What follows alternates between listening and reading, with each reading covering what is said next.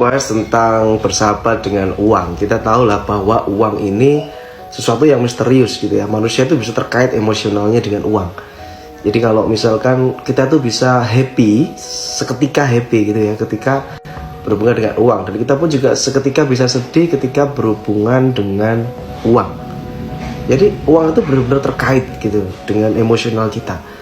Nah, oleh karena itu saudara sekalian, maka kita kalau kepingin punya banyak uang ya kita tuh harus bersahabat dengan yang namanya uang. Ya, bersahabat dengan uang. Nah, ini menarik sekali nih, bagaimana kita bersahabat dengan uang. Ketika kita ingin bersahabat dengan uang, tentunya ya kita tuh nggak boleh jauh-jauh ketika orang membicarakan tentang uang. Nah, ada orang itu kadang gini, aku nggak mau lah temenan sama dia karena kalau ngobrol sama dia itu bahasanya duit terus dan sebagainya. Nah, ini aneh.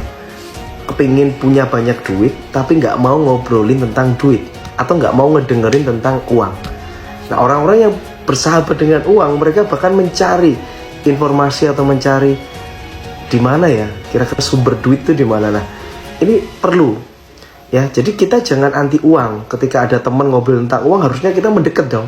Kita dekat karena kita kepingin dapat informasi gitu ya.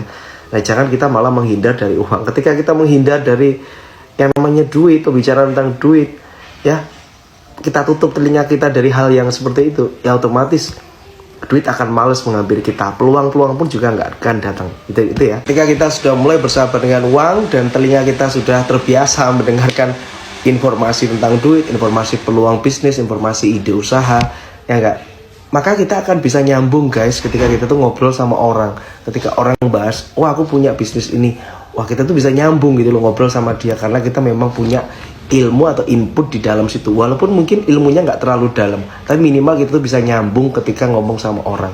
Nggak gampang loh guys ketika kita itu nemu orang yang bisa nyambung omongan dengan kita. Ya, itu tadi. Jadi kita bersahabat. Jangan kita menghindar ketika ada orang informasi apa, kita menghindar, kita nggak mau, kita risih.